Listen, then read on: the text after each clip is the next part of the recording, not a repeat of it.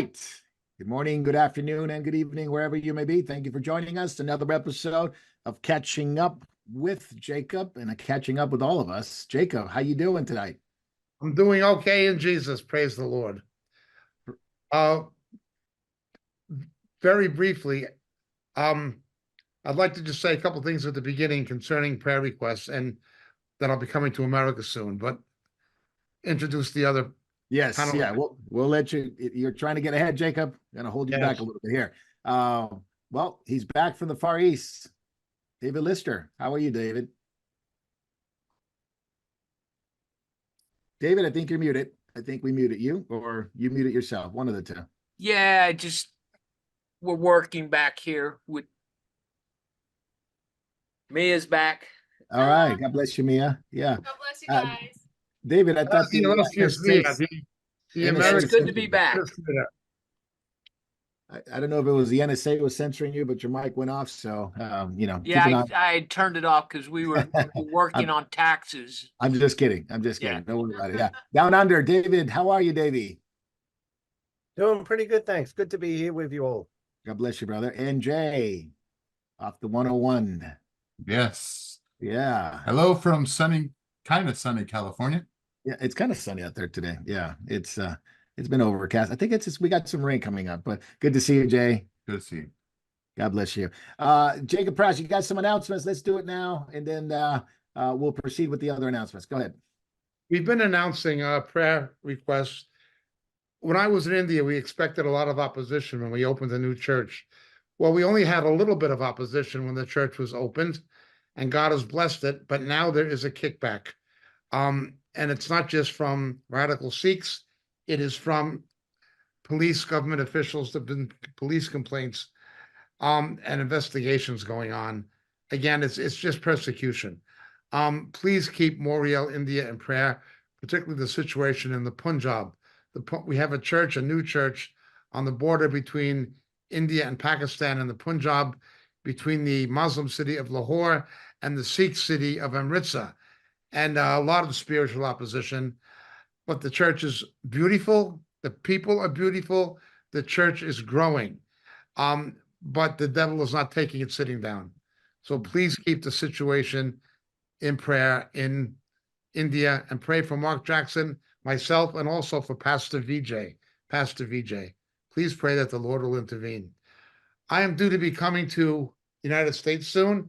I'll be speaking in New York City on the 27th at the Church of the Open Door in East Greenwich Village on 3rd Avenue and 7th Street. Details are on the Moriel website, the itinerary page, or you can just Google Moriel itinerary. That's January, right, Jacob? Sorry, what did I say? February? You didn't say any month. Okay. January the 27th this month. We shall be there. And on the following day, the 28th, we shall be at the Church of the Open Door in Baltimore. After that, we will be with the Massey Foundation in Texas, and we will be in California with Marco Quintana in Devore, and we shall also be back in New York City again in early March. Again, the dates are on the website. Finally, we have some in Florida too. Oh, Southern Florida, Jacob. I forgot Florida. We shall be in Florida as well. Please visit the website. I forget the exact dates and location in Florida. I just know I'm going there. No. Yeah, they can visit the website for sure. The itinerary is there. If you want any Yeah. more further questions, you can drill down on the website for sure. And a statement that will only be pertinent to people mainly in Great Britain. This week, Roger Forster gave up the ghost. Roger Forster and myself were at theological odds with each other very often. He was one of the kingpins of the Restoration movement, of the house church restoration movement, that believed in three things that I always said were never scriptural. They wanted to restore three things that were never scriptural. Their view of prophetic authority, where people could predict things that don't happen and still be considered prophets, very much like Mike Bickle and the Kansas City prophets. They were in bed with them. Their view of apostolic authority, which was not biblical, it was monarchical, and in some cases, it did result in heavy shepherding. I'm not saying Roger Foster himself was into heavy shepherding, but it had that kind of structure. And the third thing, of course, was dominion theology, that they're going to conquer the whole world for Christ before he comes. Roger Foster taught a lot of error. He was a number one proponent of annihilationism in England. Him and the late John Stott. Now neither one of them are with us, and neither one of them any longer, I don't believe, still hold to the view of annihilationism. He was also a proponent of replacement theology. Now, I don't rejoice or celebrate his death at all. I don't judge his salvation or his intentions. But he had his own take on the views of Arthur Wallace, who was sometimes right, but usually wrong, and of somebody called Austin Sparks. Again, Austin Sparks said a lot of good things, but Roger Foster had his own spin or his own take on these people. I'm not judging him or his motives, but his theology was wrong. He misled a lot of people. He led the Ichthus Fellowship, and he's gone. I do think his departure, now the Gerald Coates and others in that movement are also gone, not all of them, but it's a turning point in Britain. I think it's Mike Bickle is gone. He was the American counterpart in many respects. Kansas City Prophets are history, who they again were teamed up with, but now Roger Foster is gone. I am not mourning his death, but neither am I celebrating it. But I am saying the man taught a lot of error and did a lot of damage. And I just hope that this will be an opportunity for the cause of truth to go forward. And people who were caught up in his Ichthus Fellowship will see through the errors that he's left as his legacy. Such is it. That's only for people in Britain who know who Roger Foster was and who know about Ichthus Fellowship and the Restoration Movement. The Restoration Movement in England was a forerunner of the New Apostolic Reformation, of the NAR. Enough of that. Marco? Very good. Thanks, Jacob, and we appreciate it. And looking forward to seeing you, of course, in the States, and looking forward to. And I believe you're going to Australia, New Zealand, in the spring. Asia.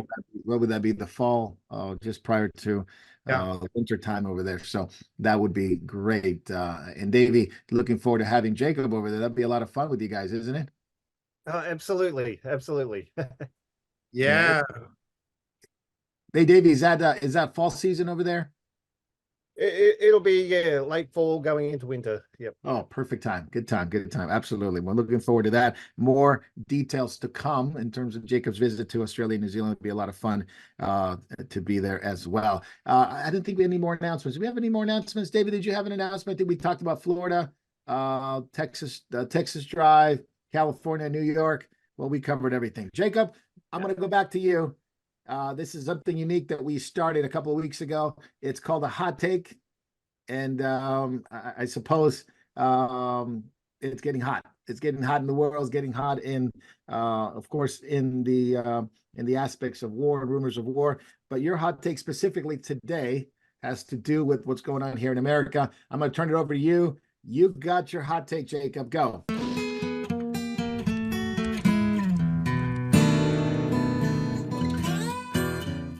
Okay, there are two aspects to what we see transpiring in the aftermath of the Iowa caucus and of the upcoming primary election in New Hampshire, where people can vote across party lines. In other words, Democrats can try to vote for the Republican who's going to be the weakest candidate against the Democrat nominee. And the Republican Party establishment, the Koch brothers, people like that, are backing Nikki Haley. Unfortunately, Governor DeSantis is not a major player in New Hampshire. He's moving on to the Carolinas, but New Hampshire will be significant following Iowa. This is happening at a time where you see people like Senator Rand Paul, who's a libertarian / conservative, but he's primarily a libertarian, warning about Nikki Haley. Now, one time I liked Nikki Haley when she was the U.S. ambassador to the UN. I thought she was effective. And by all accounts, she was a reasonably good governor. But it's evident that she is a rhino, and compromising on border issues and a number of other things. She's an establishment Republican. She's not a conservative.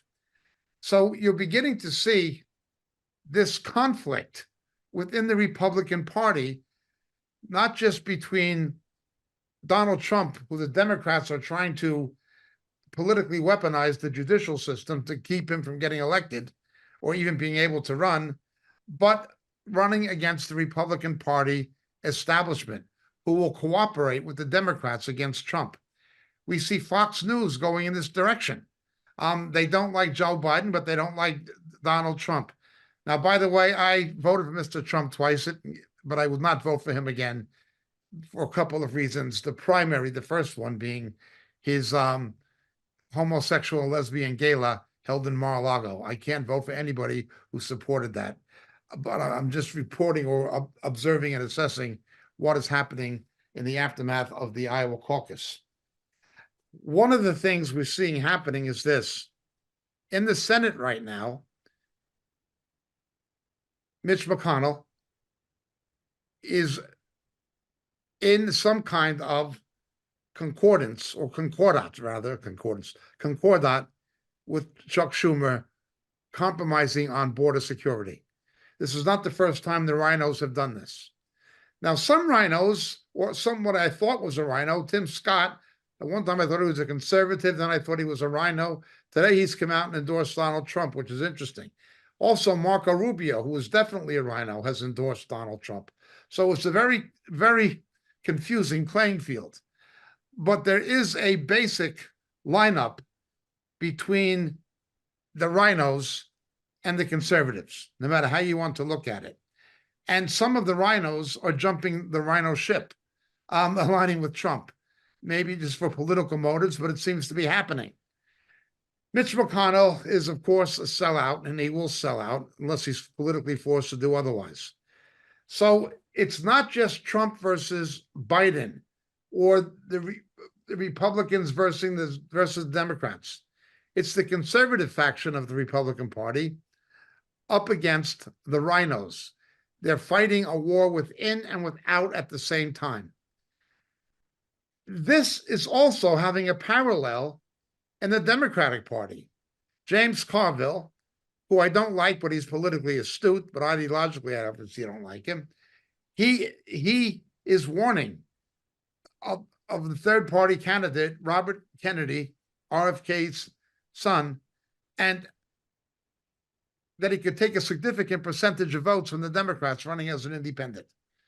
They hate him. Biden will not give him Secret Service protection, despite his father and his uncle having been assassinated, his father being assassinated by Sirhan Sirhan, an Arab, when his father was a presidential candidate during the primaries in the old Ambassador Hotel in LA. And it just shows you the corruption and treachery of the Democratic Party. And somebody from the iconic family of the Democratic Party, the royal family of the Democratic Party, the Kennedys, Biden is denying him, and you know the people looking over Biden's shoulder telling him what to do, denying Secret Service protection to the son of Robert Kennedy when his father was assassinated when he was running in the Democratic primaries. This is how ugly and treacherous it's become within the Democratic Party. So you've got that division. But at the same time, you have a similar division within the Tory party, the Conservative Party in Britain, over the same issue, immigration. Suella Braverman and the real conservatives, who are more akin to Margaret Thatcher and things of that nature, an ideology of that nature, are up against Sunak. Sunak has something called the Rwanda Plan, which is a compromise. It will not guarantee keeping Islamic and other refugees out of Great Britain. It's not making a strong enough provision to protect Britain from Islamic and other immigration that shouldn't be taking place. So you have a division between the conservatives and the pseudo-conservatives. In Britain, the same as you have between the conservative Republicans and the rhino Republicans. It's a similar mess in Britain, a similar mess in America. And you've got it in the Democratic Party. quite a situation. Now, it is very interesting this week that, among other things, that Rasmussen, which has traditionally been the most credible poll, not saying any of them are perfect, but the Rasmussen polls have more credibility than the others based on their overall success rate. The Rasmussen polls have said two things. Neither one the Democrats are enjoying. One, that 2/3 of the American people, 2/3, including pro-abortion people, believe there should be restrictions legislatively on abortion, that there should not be late-term abortion, not be partial birth abortion. Even pro-abortion people want restrictions on abortion. Okay, that's one of the things that's happening, and the Democrats don't like that. They only believe in democracy when it suits them. When it doesn't, they want to sweep it under the rug. But the other thing is, a majority of the country believes that Biden is not running the country, Obama is. That Obama is running the Biden administration through proxies. That is very, very interesting.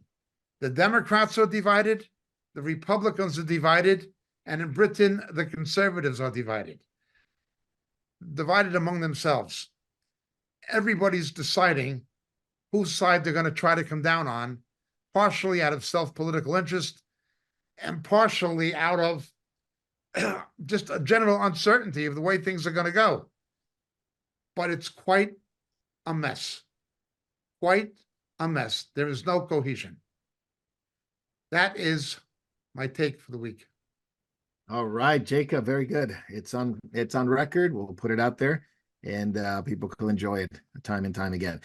Let's talk about some things that are going on. Jacob, we know the WEF has had their meeting this week, and everyone's aware of that. At least we let them know last week, and we'll be talking about that. But one of the things they did talk about was AI. But I did want to bring up what Goldman Sachs said this week, which was really interesting. Yes. They predict 300 million jobs will be lost and degraded by artificial intelligence. Now, this is regarding generative AI, which has to do with voice, speech, images, things like that. And not talking about general AI, which is much robust and sophisticated. Some people think they'll never get there. But nonetheless, if they do end up with the hype of generative AI and what they're supposed to be accomplishing, 300 million jobs, Jacob, that's a lot of people. We'll go to you first. How will it impact people's jobs? Then we'll go to the panel. We'll go to David and Davey and Jay, but we'll start with you. How will it impact your job? I mean, what is Goldman Sachs saying? At 300 million jobs, that's quite a bit. I had dinner last night in the Carlton Club in London. If you don't know what the Carlton Club is the dinner club, and it's a political club with dining and things like this for the Conservative Party. Going back to Disraeli, Lord Bellflower, Winston Churchill, people like that, Benjamin Disraeli, Margaret Thatcher, quite a place with a lot of history. And I was there last night with a young executive who works on the edge of certain aspects of finance in London. And he told me that the inside word is Britain is going to lose tons of chartered accountants. Chartered accountants are called certified public accountants in the United States. They're going to be the first ones hit. Unless it is a highly specialized chartered accountant or CPA with say a STEM degree or a degree in petroleum production engineering, unless they're highly specialized, there's going to be a great shedding of jobs. Wow. Even among professionals. Now, this is obviously going to hit insurance actuaries. Actuaries are one of the highest paid professions in the Western world because they're statistical mathematicians who analyze risk assessments. The insurance industry runs on actuarial analysis. These are high-paid, prestigious career jobs, and they're going to face decimation. They're going to face decimation directly due to AI. But this is only the beginning. Only the beginning. And it's going for these high-paid professionals and executives. Yeah, much more than the European ones. And it's only the beginning. What does that tell us? What Harari said is interesting. What are you going to do with these 300 million people who are now in a social parasite class, a welfare state, because there's no jobs for them? What do we need so many people for? That's the question that they're asking. Right. It would be hard to understand this issue extraneous to the fact that they're trying to reduce farming, agriculture, to At the sustain same a time. lower population. Yeah. Now, what is also interesting is that the WEF conference taking place now in Davos, its main theme and purpose for this year was damage control. Yeah, trust us. Trust us. Yeah, Yeah. trust us, damage control. They know globalism itself is in trouble. So again, there's a confusion coming to the, forgive me, I'm not trying to ridicule, but I am, the Schwab slobs. They're coming into a state of confusion themselves. Scriptures tell us there'll be fear and anxiety among the nations, none of them knowing the way out. That's right. Amen. Praise God that we know the way out. That's right. And there's only one way out of this world is Jesus. David Lister, real quick, how will it impact your job? We know an AI can pass a bar exam. We know it can score brilliantly on an SAT, produce great artwork, audio media. We'll talk about that in a moment. We got things like Chatbot GPT. We got different types of AIs now. DALL-E, Chatbot GPT had 5 million users within 5 days. So companies want to save money. Of course, they're going to go to AI. But what's the downside, and how does it look like for people's jobs in the future? Well, one thing you left off, he can write sermons too, which I think people and some pastors are already doing. But the one thing it can't do is have a relationship with Jesus Christ. So anyway, but the bad side is people, a lot of the poor nations where you have like call centers, where you have computer centers, where you have a lot of this can be taken over by AI. They're using voice, they're using messaging, they're using all sorts of things that can fix the problems so quickly and be so efficient. So you're talking now, when Harari was saying 300 million people, he's seeing them as eaters. And I mean, as useless people. That's the term he used, useless at that point. Yeah, And useless eaters. yeah. And so what happens is they've been working on this for years with population control. They're spiking food nowadays with the COVID thing, with the possibility of more pandemics, planned or unplanned, coming that are going to happen. And so it's basically people are going to be without jobs and with a living. And so there's been this talk of providing people with a basic income. And I think there was somebody that planned that a long time ago. He said he'd give them enough food for a day's work, so Yes. yeah, but so it's going to get bad, and so and worse, because it'll hit the poor first. And generally in these places, these people only have enough food for a day, 2 days, 3 days, and when it drops off and they have no money, it's going to be horrible. And it's already hard to feed people in the third world, and seeing the poverty when I go to these countries, it's amazing. And so, but the all these things with human population control, they've been working on for years and years, and they want to see the decline of the population. Didn't Harari said, hey, we'll save 200,000 people in an ark and flush the rest? Yeah, he did quite a few years ago. I don't know.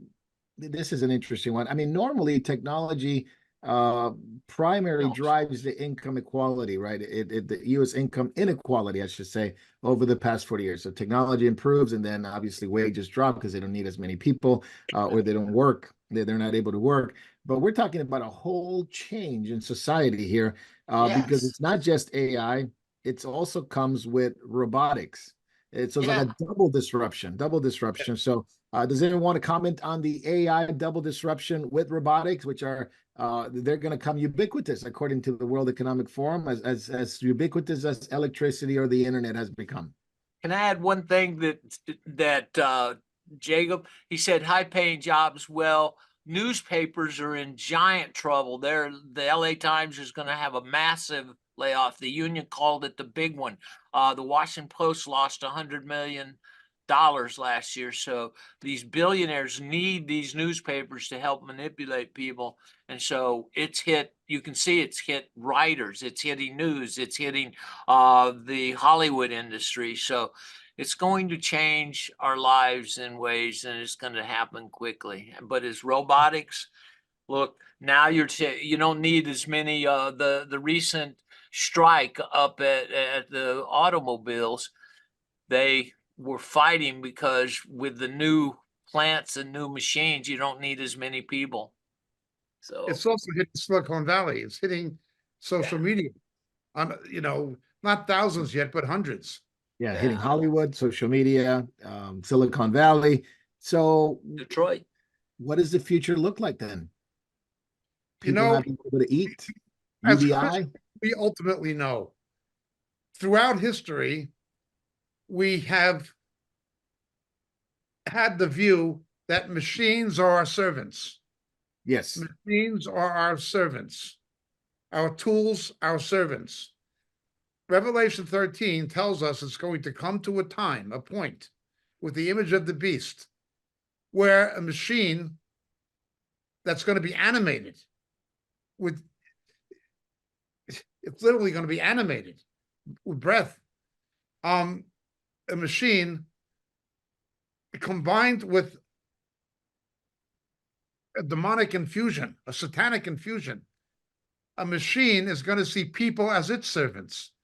Instead of us seeing our car, our computer, our pneumatic drill, our servants, a machine will see the human race as its servant. Only the machine will be, of course, satanically controlled and animated. Now, that's what it's coming to. But if you told that to the average unsaved person, even though they may be able to understand how it could happen, we're not talking about science fiction anymore. We're just talking about science and technology. They're still not going to believe the gospel, most of them. Mm. But for those who do believe the gospel, we are to keep an eye on what these things mean. And they're going to Revelation 13. That is for sure. The question is how fast? Yeah, obviously universal basic income comes a big part of that, and how people are going to sustain themselves. The rise of artificial intelligence will even make software engineer obsolete, which is the goal, isn't it? To have AI write its own software. That's really the goal. That's right correct. now. Right now it's just self-driving cars. Right now they can play chess. Right now they can make images, but the goal is ultimately programming, which is what you've been talking about, Jacob, from Revelation 13, about the image of the beast being able to speak, being able to, obviously will be demonically empowered. And so a lot of things are going on, but one of the things that it's coming to a head is what is called this AI warfare. And I don't know if you guys, we talked a little bit about Roger Stone and these AI generated fake audio that was trying to implicate Roger Stone, which is a Trump supporter. Basically, he was swatted. He was swatted and investigated because somebody made an AI snippet of his own voice saying they need to kill Nadler, Jerry Nadler, and Swalwell, Eric Swalwell, which are members of Congress. And he was immediately investigated. It was, he had to prove that he didn't do it. He went to a speech expert. They found out that there was 92% AI for sure. So it's quite an interesting thing that now it's becoming an AI warfare. Not only images, audio, They can make you say things on the internet that you never said. They can make you be in places that you've never been. And I think Yes. it was the Galaxy, which is a new phone that's coming out, Jay. It's the new Galaxy. What's the number? I'm not sure, but Oh, like the new Galaxy 35. I don't know, I have no idea. It's whatever number it is. And you can actually take a picture of somebody and manipulate the picture, put them somewhere where the picture wasn't yeah, taken, remove the or background and change it. move, Yeah. yeah, move the person, make them do this, make them do that. And all you did was take a normal picture. So we're in this age where you don't trust anything that is on the internet anymore. We've been in that, but now it's hitting a crescendo. They call this the AI Fugazi because it was a fake. But how long, Jacob, until nefarious characters began to use AI to plant things against Christians, against believers, against conservatives, et cetera, et cetera? Of course, absolutely. But we have to understand something. It's not just the AI, it's the zeitgeist, it's the spirit of the age. It's the spirit of Antichrist. Not the technology itself, but the way, as you point out, it's going to be used and misused. I look again to the book of Revelation, verse 15 of Revelation 13. And there was given to him to give breath to the image of the beast, an animated automaton that has a pneuma, a spirit. That's the term in Greek. So when God breathed on Adam, he became a living soul. Or when Jesus rose from the dead and breathed on the apostles in John 20, received the Holy Spirit. Satan is going to do that with some kind of a super robot. And we can see the technological means, certainly, for this evolving into a reality. I'm convinced. I am convinced. I've been warning for many years we're seeing a rapprochement between science and the occult. I've been saying that for 25 years. And we've only seen the beginning. Yeah. I saw it coming in laser holography. I saw it coming in particle physics. I saw it coming in holistic medicine. But only recently have I begun to see it coming in quantum computing. Yeah. With that.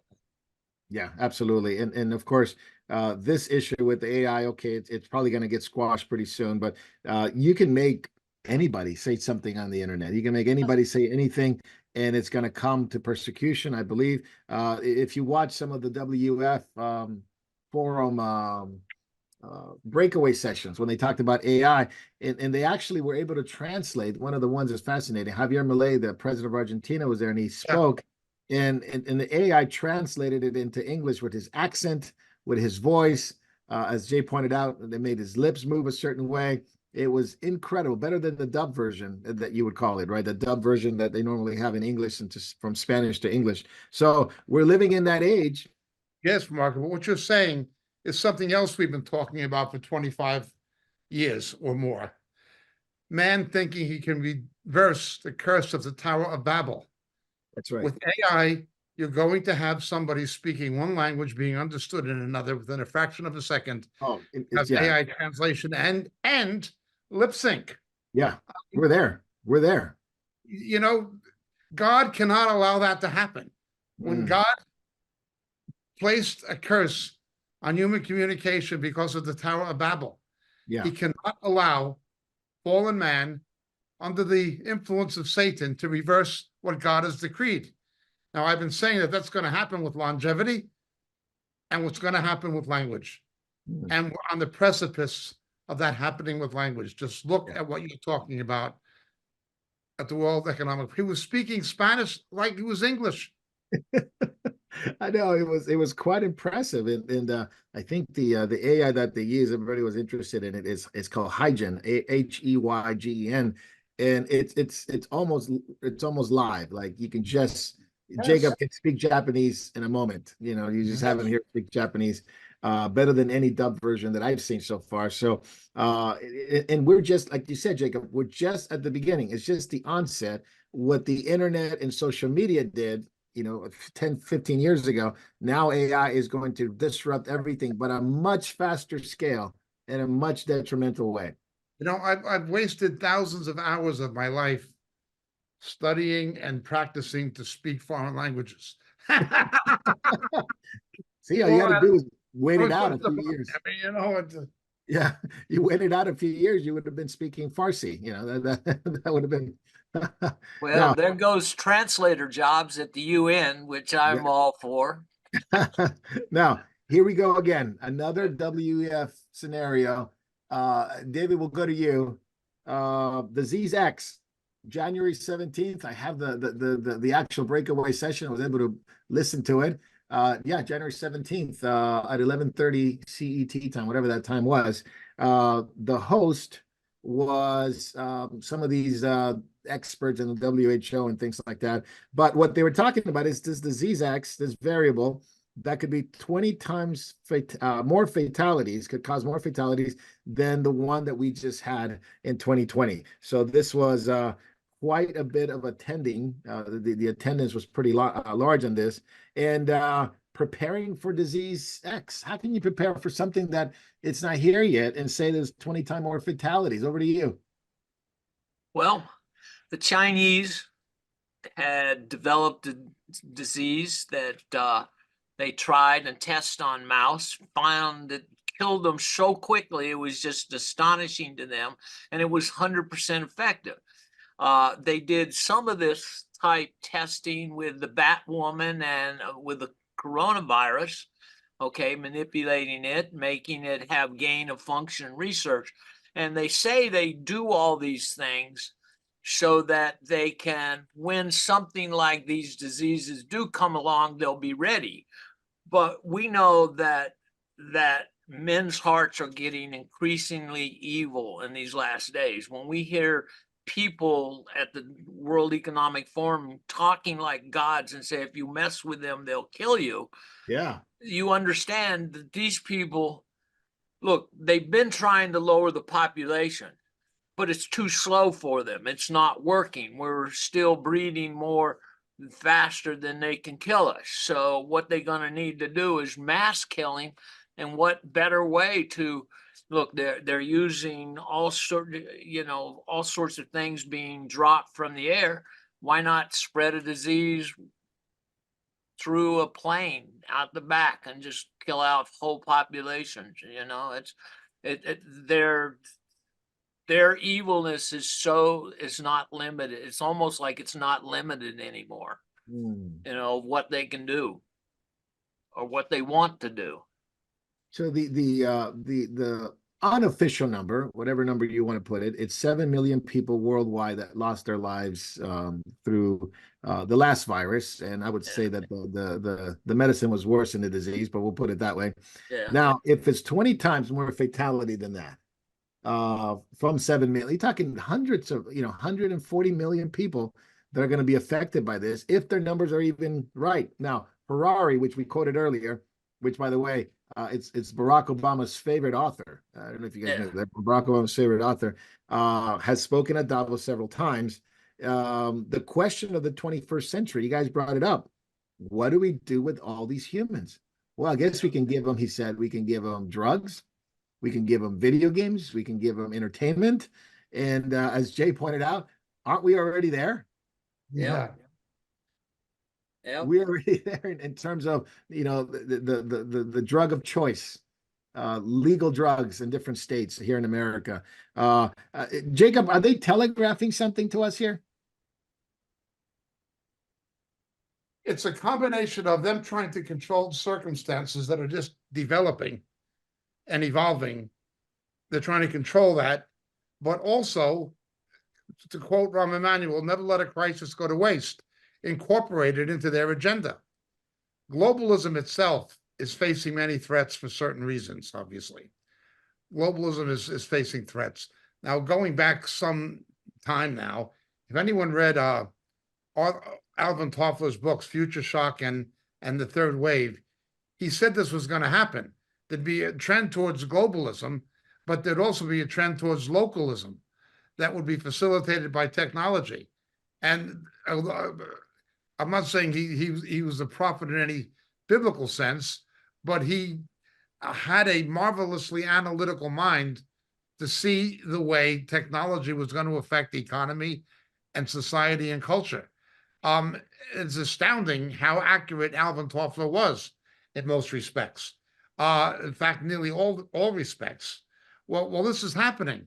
They're trying to control it because the globalism they've built itself is now in a precarious state. So they're trying to capitalize on these things to preserve and advance their own interests, even though they're not in firm control of it. They'd like to be. Think of China. China, through lockdowns,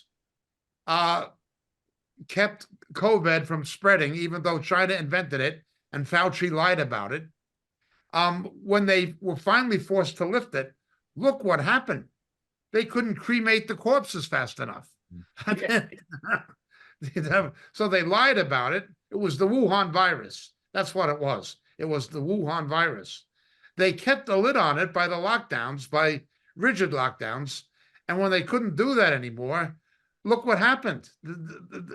I'm sure that the 7 million figure is wrong. It was probably at least 5 million in China alone. I really no. Yeah, I think they're I don't way believe- way yeah. underreported. Way underreported. Now, They're, China has been making mobile trucks that are crematoriums. So you can just go throw them in, the next one, the next one, next one. You can go to where you have these small little pickup trucks with crematoriums on the back. yeah, when you have a Chinese lab already telling you that they are crafting a mutant strain of the previous virus with a kill rate of 100%, and their only response is, well, we were so surprised how rapidly it killed the mice. It is, I mean, it's almost like you're ready to just check out and go be like, you know what? They're telling you what they're doing. They're boasting about it. You know, whether they want to control this aspect or that aspect, well, that is true. But the reality is that they're promoting the idea that we can just make a virus, at least in this lab. And nope. I mean, have you seen any protests about it? Have you seen any government saying this is absolutely uncalled for? You need to call back all these scientists and put them in prison. You can't create a lab. You can't create a mutant disease like that. It's going to kill everybody. Yes. Now, some people said it's like when the Americans developed the atomic bomb, but I would say this is quite a bit different, isn't it?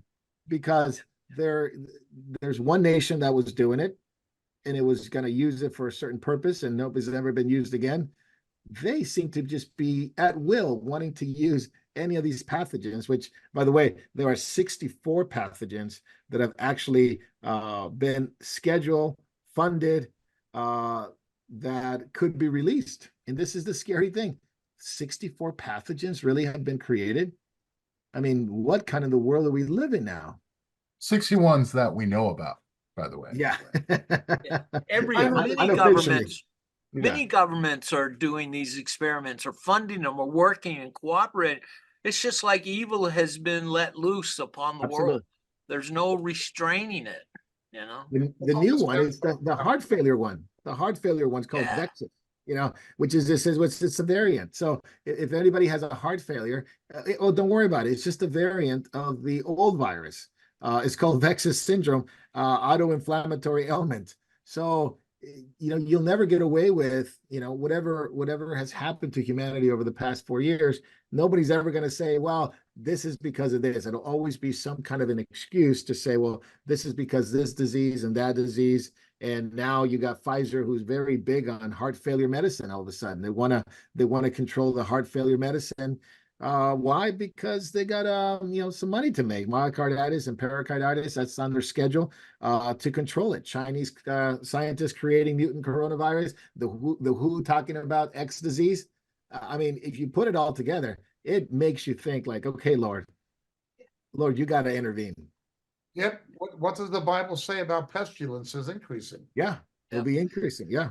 Marco, what about, like people are so in love with money. It's the root of all. God says the love of money is the root of all evil. And so we're seeing everyone is chasing money. We're inventing money out of nothing. Just print them. Zero. To satisfy the demand for riches and wealth. And it's corrupting people in so many ways that it's just unbelievable. Yeah. Another thing that go ahead, Jacob. Relative to what David said, I've spent a lot of time in China, well, a fair amount. Okay. And I remember I was in China once, and there was a party conference in Beijing. I was not in Beijing, but I was in China. And there was a purge within the party ranks. It's when Jinping began trying to consolidate power. And they closed down the internet nationally. The government closed down the web. Now they use the dark web. The leaders knew about the dark web to get into the internet and get emails out through Hong Kong. We normally think of the dark web as something that child pornography or something, or illegal money laundering and things like that.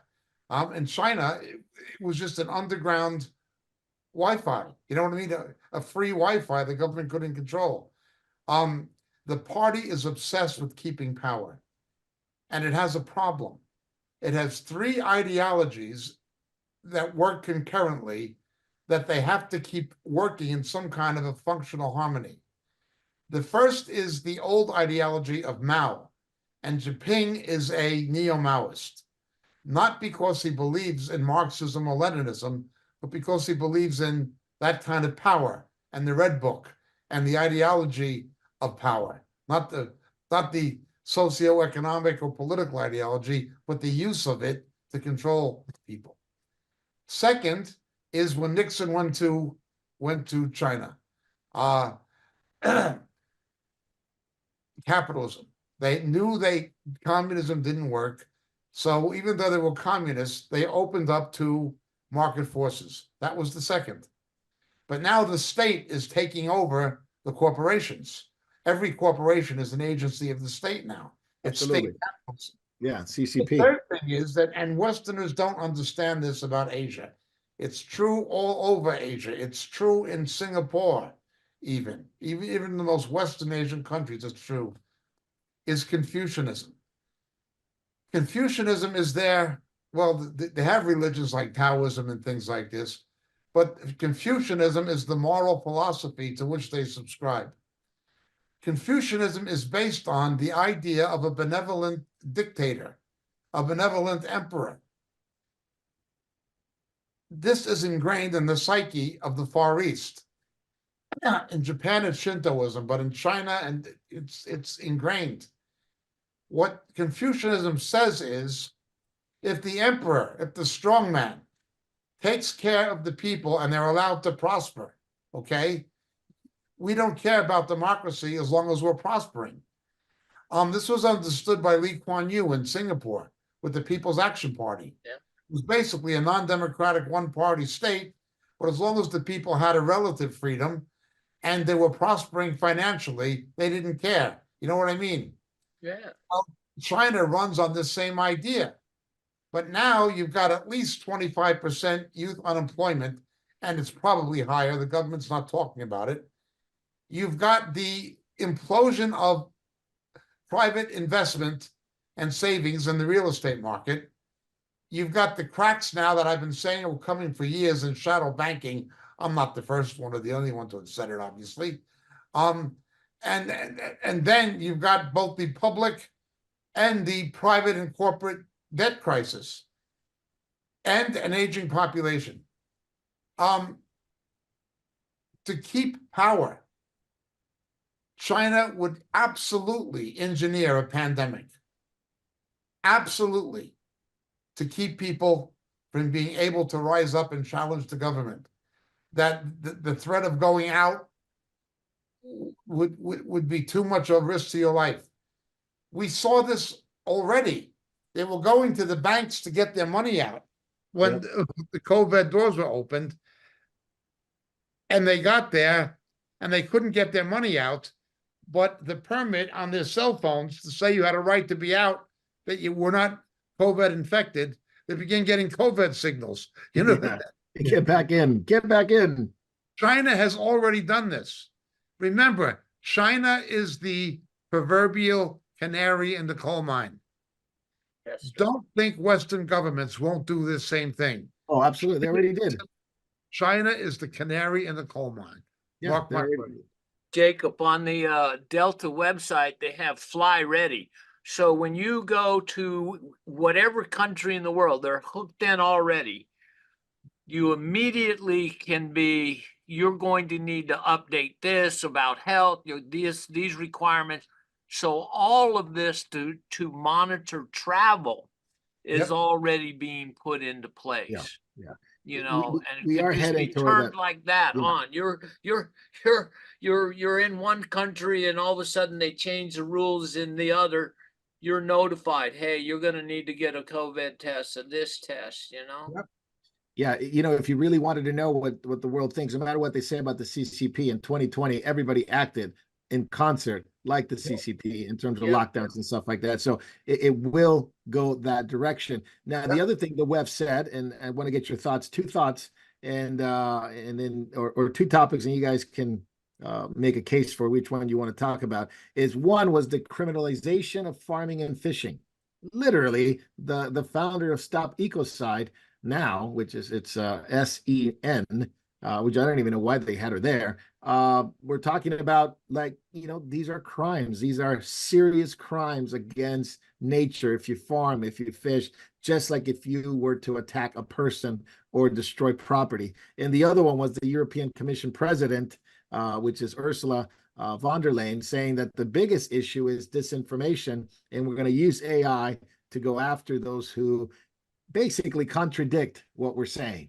So two things that they see as big things coming down the line is, well, if you farm, if you fish, your state or your country may see it as ecocide of nature, and disinformation. You won't be able to talk about it. You won't be able to say things anymore like in this platform. So over to you guys, whichever you want to tackle first. On the second point is what you're going to have is a cyber AI-enabled KGB. Truth was not what was factually established.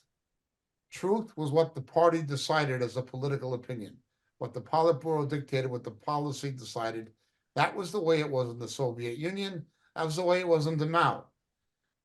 Any dissident was seen as crazy.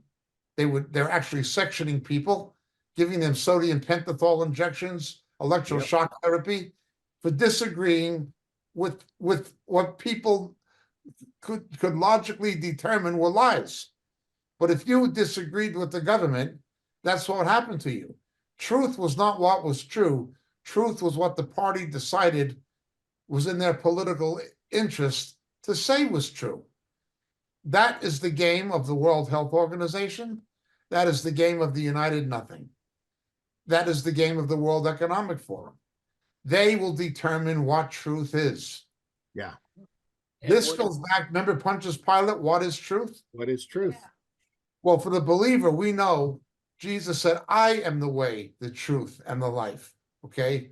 We know what truth is. Father, sanctify them in the truth. Thy word is true. The true believers will have truth. Praise God.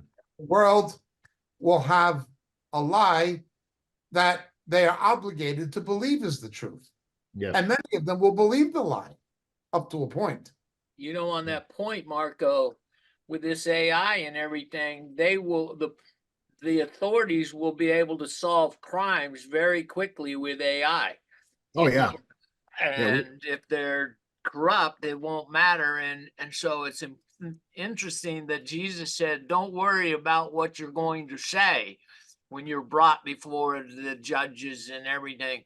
What I'll give you will be irrefutable. Yes. So we're going to have that relationship with Jesus. We're going to have that relationship with God to be able to say what he wants these people to hear, because they won't be in the truth. They will be practicing unrestrained evil.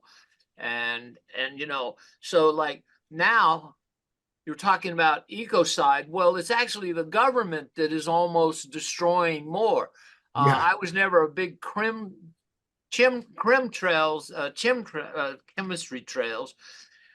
for a long time. But I seen a video the other day of Brennan, CIA Director Brennan, is now in favor of this for climate change. That he Of says, yeah, course. we're doing this. We're spraying aluminum, barium, and all these chemicals There's right no down on explanation. us. Yeah, there's no explanation why at 31,000 feet you have mountaintops filled with aluminum with the snow.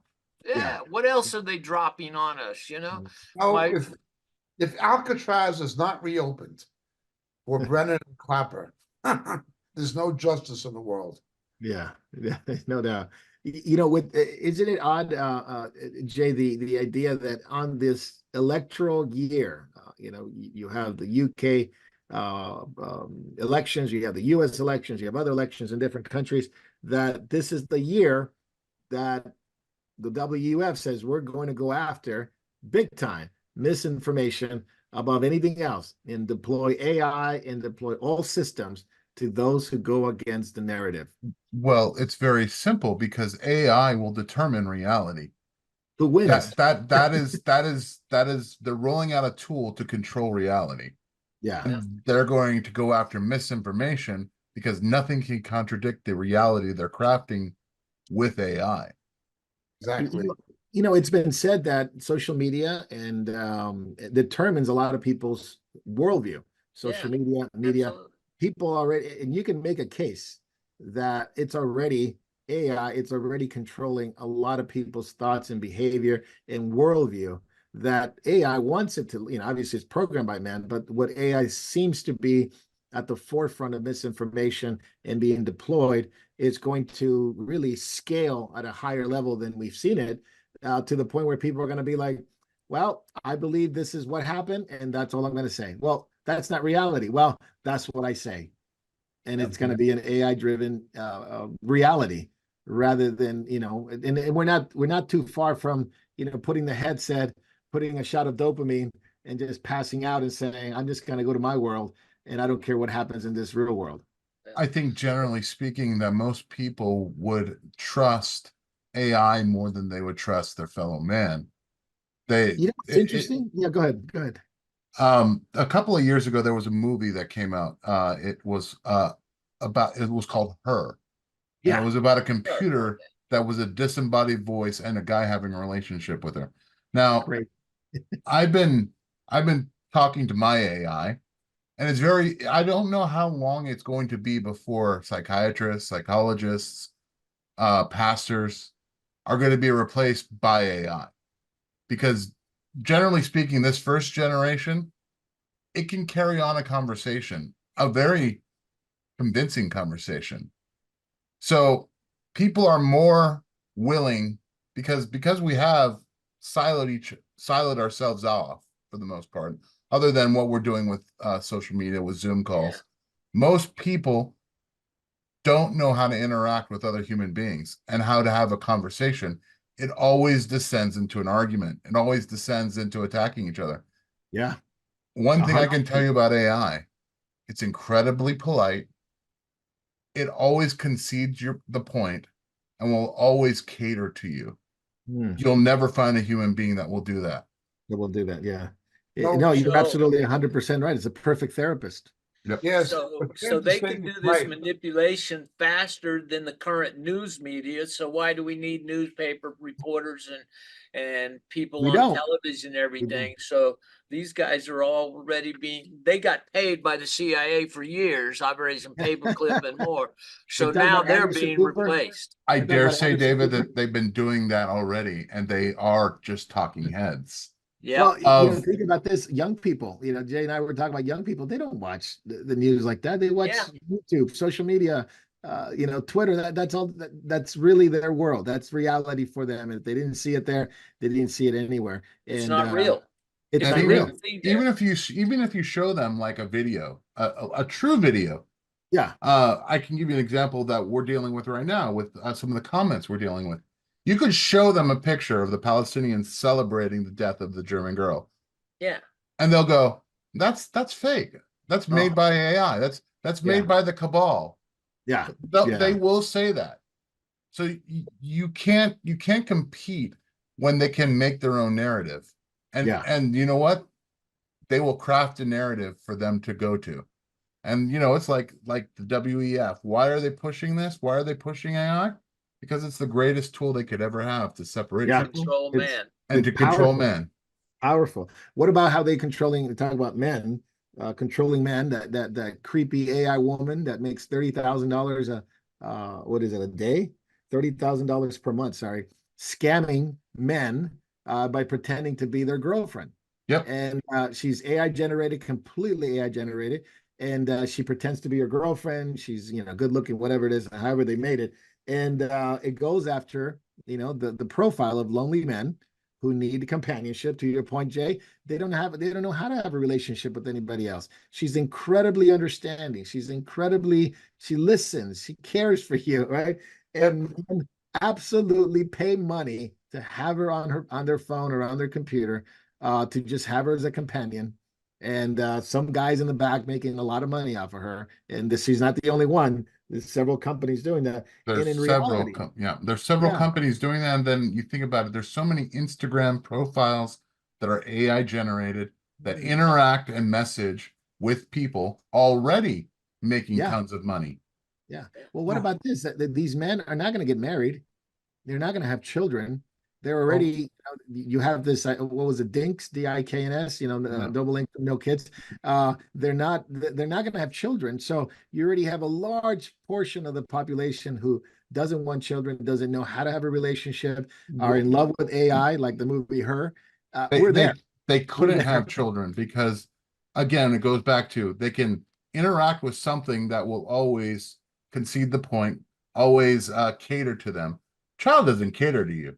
No. You, if anything, as a parent, you cater to the child, and that is foreign to most, I would say, adults that specifically thinks.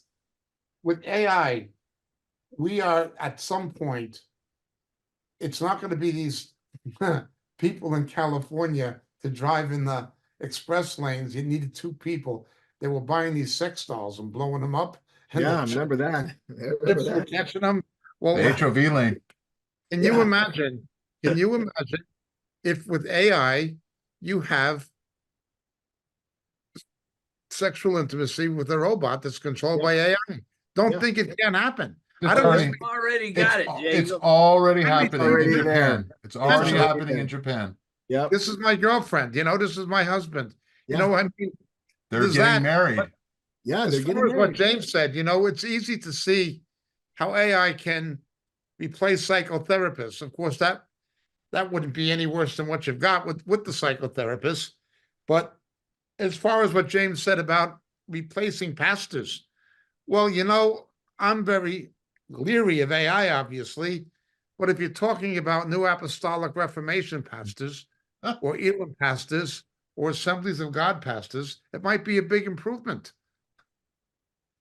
You can Well- program it to hold whatever position or orthodox that you want. So you might be right there, Jacob. You want Orthodox? You want Catholic? You want That's Protestant? That's right. They had a video. I seen a video of her marrying a hologram. Yeah, yeah. It's been It's- happening.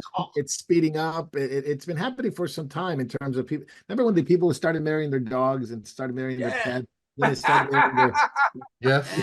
their Unfortunately, computer yes. images. And it's now legal. They're Yeah. allowing open bestiality in Western Germany. countries. Yeah, so it is quite a world in which we are raising our children, making disciples, and you literally have to abandon the world in the entirety of the narrative and the spirit of that age to really get away from the world. I mean, if you don't surrender to the Lord Jesus, it's gonna suck you back in, especially if you have a love for this world, like Lot's wife, who had a love for Sodom, love for Gomorrah.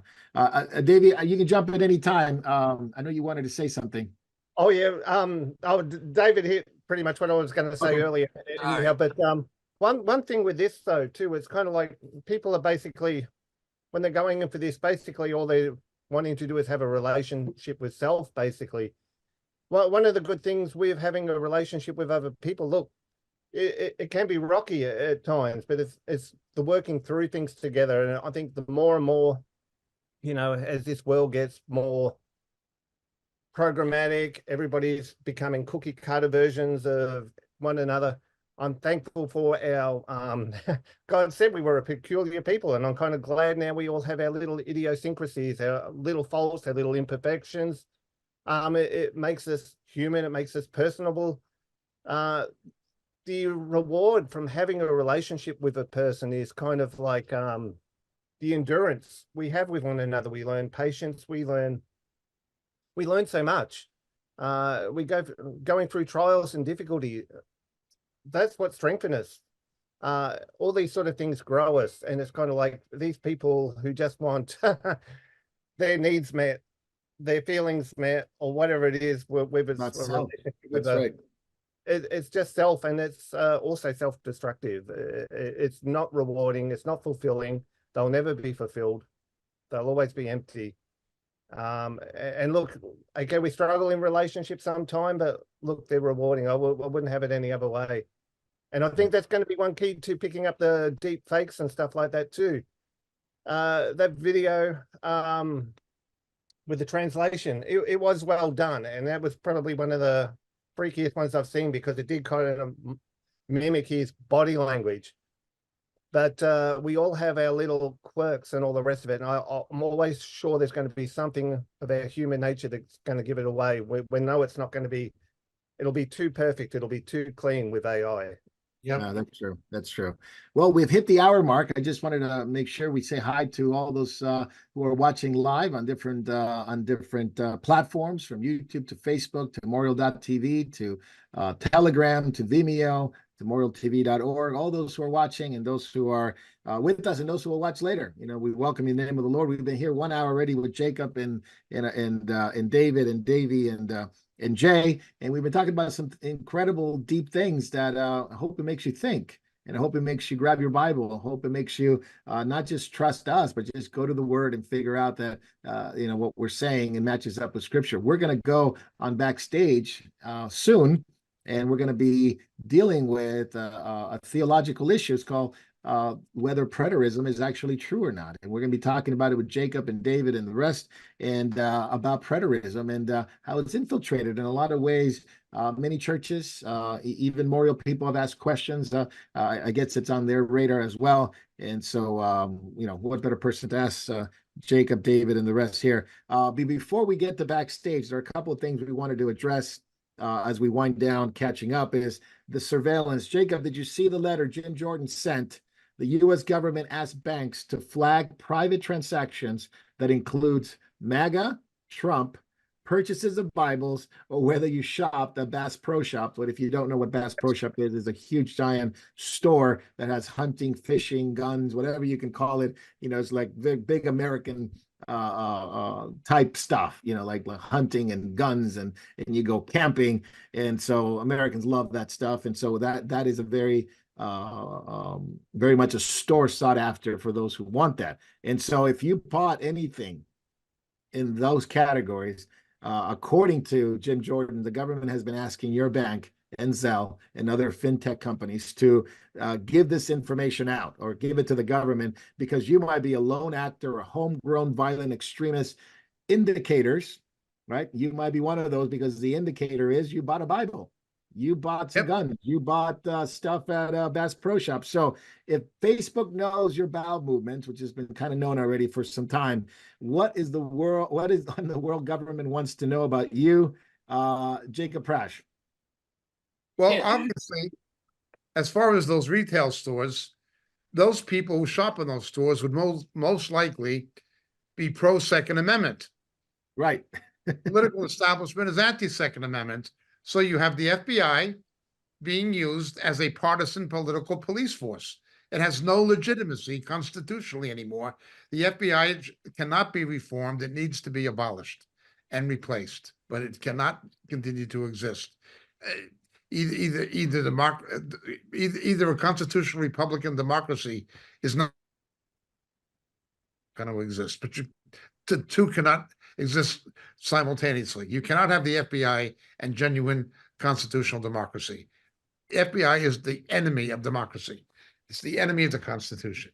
But it's progressivist. It's become a police force of the progressive left. Bibles. Well, Christians think that same-sex marriage is unnatural. And they talk about things like the high suicide rate of transgender people. That's hate speech, even though it may be medically, statistically true, it's hate speech. Or they're pro-life, take a life-giving womb and turning it into a death-giving grave. A woman turning her womb into her baby's grave, showing an ultrasound to an expectant mother considering abortion, and her realizing that she's carrying out a capital execution of her baby who did nothing without trial, and she's turning her womb that exists to give life into her baby's grave. You say things like that, that's against women. These are Christians. No, it may be true. It may be morally true. It may be embryologically true. It doesn't matter. We have a political police force that's out of control. It was always corrupt. J. Edgar Hoover was no good. He was no friend of democracy, not really. But now it has become a partisan political police force that must be destroyed. Either America's constitutional democracy will be destroyed or the FBI will be destroyed, but the two cannot coexist. It must be abolished by Congress. Yeah, I don't know if that's ever going to happen, Jacob, honestly. I mean, I don't hold my breath on it. I know what you're saying is true. I just think these guys have the guts or the care, or, they're into money, they're into corruption. Is this the beginning, Jacob, of a pre-crime era, like the movie Minority Report, which is the K. Dick novel that was turned into a movie, those psychics that were able to predict things, but now they have AI. Now they have, I don't think they're stopping crime. I think they're just creating a database of profiles of people so they can go against them. They can go against them. Like the crimes against the Constitution perpetrated by deep state and so forth, and law enforcement, to put Christian parents on a terrorist watch list for opposing the indoctrination of their children at the age of 5 and 6 and 7 with pro-homosexual propaganda in schools at the taxpayer expense. Put them on a terrorist watch list. Now you have AI that tracks you. It's exactly what you're saying. It is going to be a cyber Gestapo. AI will go through that data really, I mean, quick. 10 minutes. And, they're going to use it kind of like the January 6th. You bought a Bible, you bought ammunition, you've attended or donated money to a political organization that is not necessarily aligned with their values. And they're gonna use the system to make life that much harder on you, whether it's getting a job, whether it's legal trouble down the line. Look what's going on with Trump. Correct. I mean, it doesn't take much after what they're doing to Trump to see how they could apply that and completely destroy somebody's life and make them back off from their position that they hold. We've got all this on you. Imagine, I would imagine this a social credit score that is being built, a very CCP style, where, okay, they might not get your Bibles and come knocking at your door tomorrow, but you try to get a loan. You pay a higher rate. You try to get a job.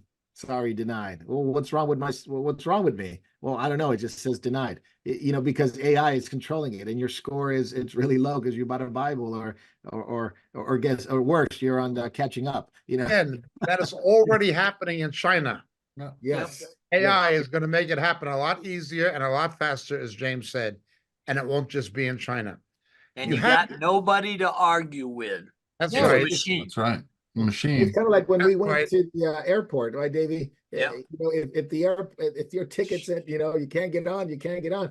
Who are you going to talk to? It's like it's a kiosk. It's basically a robot in a sense, and it tells you can't get on because your visa was rejected. Red lighted. Or your ticket. Yeah.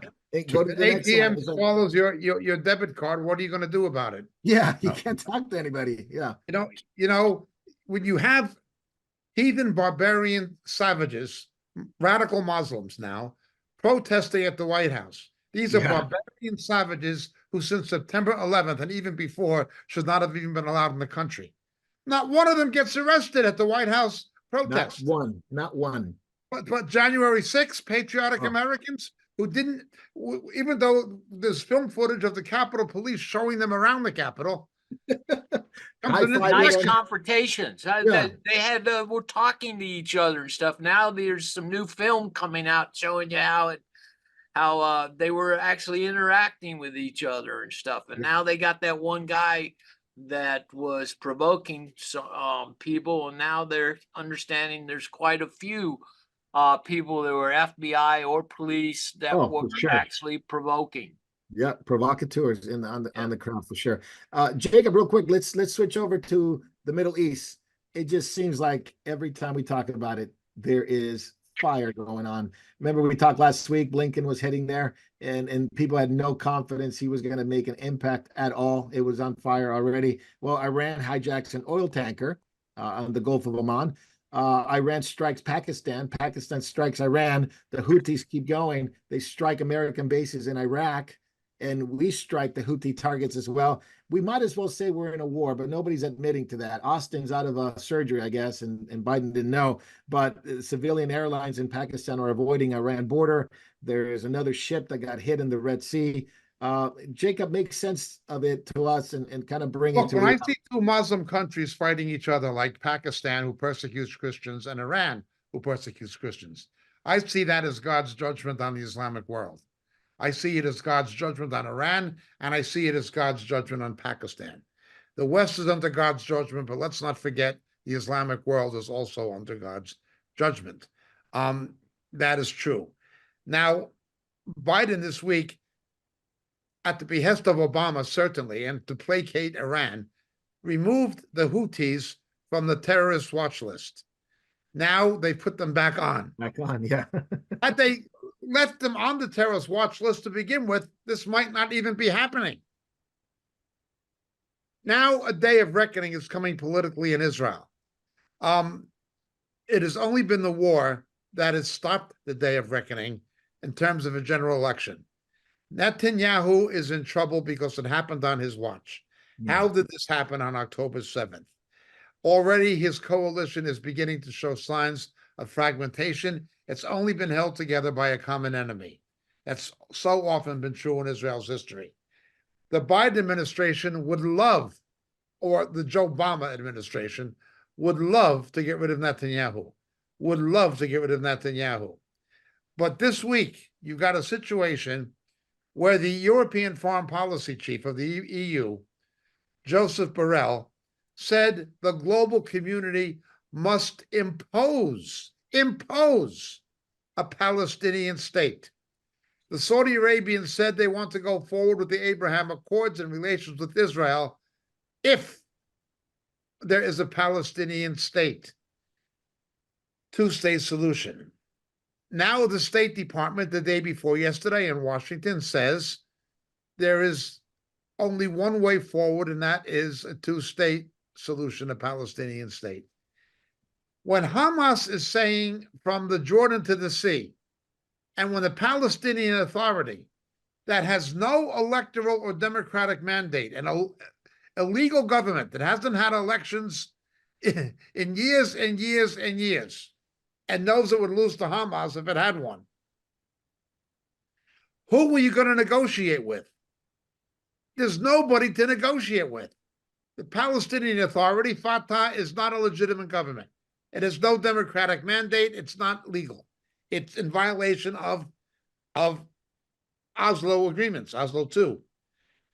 Hamas has rejected a two-state solution. They say from the river to the sea. Yet, despite that, Biden, Obama, Joe Obama, or Biden, call it what you will, it's Obama, and his lapdog, or senile lapdog, but a lapdog, the European Union, the Saudi Arabians, all pushing for a two-state solution. Oblivious to the fact, of course, as we always point out, that in 1968 and in 1970, respectively, Yasser Arafat and King Hussein of Jordan both said that Jordan is the Palestinian state. There already is a two-state solution. But Hamas rejects a two-state solution. The Palestinian Authority is supporting Hamas, and the Palestinian Authority is not a legitimate government legally or democratically. And yet they're pushing for a two-state solution. It is absolutely incredible. What you have is a sanitized version of what South Africa is attempting to do in the International Criminal Court. The corruption, the economic decay, the unbelievable crime in South Africa, their ANC and Malema, particularly ANC, are trying to deflect away from their internal issues to make the Middle East the issue. They have to perpetuate apartheid because they can't account for the fact that after 25 years since the end of apartheid, things have only gotten worse in South Africa, so they have to keep pounding the apartheid drum. Well, how can they do that? Well, they'll go to Israel and do it. Yeah. That's all it is. What you see happening with the Joe Obama administration is just a sanitized version of the same thing. Joe Obama is in trouble. He's a senile corruptocrat, as we've always identified in that way. They've got to deflect, first of all. They must deflect. They must expect people to believe an obvious lie. The obvious lie is that Hamas is controlling Gaza without the democratic approval of the people. No, it's the Palestinian Authority. The PA, the PA. That doesn't have the democratic approval of the people. Most Gazans support Hamas or Palestinian Jihad, which is the same thing, ideologically. Yeah. Okay, this idea of the victims, the only victims are the children. That's right. There are very few other people who are victims. And if there are any others, they're not only very few, but they probably support Fatah, which is no better. We're expected to believe a lie, and they expect the people of Israel to believe a lie. Now, Netanyahu knows it's a lie, so they have to get rid of Netanyahu. Watch for the Biden administration, the State Department, CIA, etc., to try to influence Israeli elections this year before the presidential election in the United States, if they can, to get rid of Netanyahu. Remember, Barack Obama is an enemy of Israel. I would argue he's also an enemy of America. Oh, absolutely, without a doubt. Without a doubt. You know, he's just an enemy. He's an evil, evil man, a very evil man. And Biden is just, of course, a senile stooge. This is what we're dealing with. How can you negotiate with people who say you have no right to exist? How can you make not a second, but what is in effect a third Palestinian state with people who say, no, there should only be one and no two-state solution. You don't have a right to exist. And Fatah, the Palestinian Authority, is supporting them now. They have to, of course, to try to retain power themselves. But Fatah, the PA, has no legitimate democratic authority to exist. They don't have any, they never had elections. Oh. They don't even know how elections. Jacob, the idea of Chief of Staff, Halevi, made this remarks that the likelihood of a war in the north is higher than before. You think another war, a front's going to open up in with Hezbollah? We're in contact with Israel. We have a branch in Israel, and we're in contact almost every day. And we talk to believers who are in the reserves. Some of them are in interesting positions in the reserves that I can't talk about. But we do know that they're being sent home, not demobilized, not a demobilization, but almost on a protracted leave to try to help the economy and get people back to work. Back But to they're work. they're being advised they're going to be recalled. Hmm.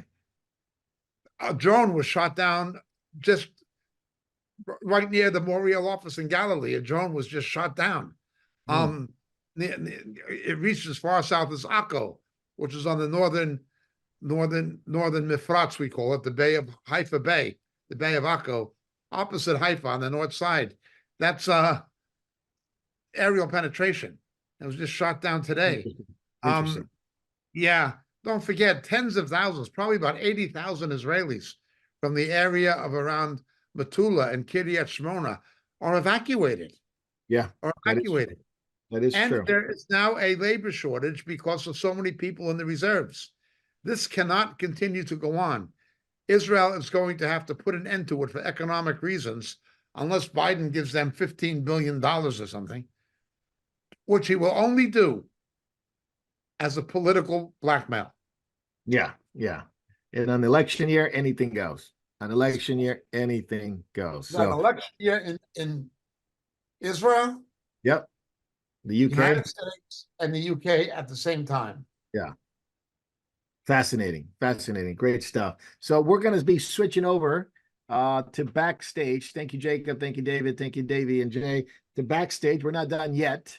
We got a whole new set, and that is going to be on backstage. We're not going to be on Facebook or YouTube, so jump to the other ones. Rumble, you can ask some questions there. And we're going to do something a little bit different today with the questions. We're going to be talking about preterism, and that's going to be on backstage. So if you this has gained quite a bit of ground, especially with the Israeli conflict and the war in Israel. A lot of Reformed churches, a lot of other churches have adopted a lot of these preterism, and they gain ground, I suppose, on social media, and they've confused a lot of Christians, including some of the Memorial folks. So I'm glad we'll be able to talk about this. It's not the only thing that we're going to be talking about in the future. We'll deal with other issues as well theologically, but we want to bring this to a head and kind of nail some information here that you would need, and use that video to perhaps share it with others and clarify some things. So we're going to be jumping over to the other platforms. Well, we're already on there, so we just stay there. But if you're on the other ones, jump over, meet us on backstage, just a few minutes. Preterism. God bless you guys. We'll see you back there. Thank you.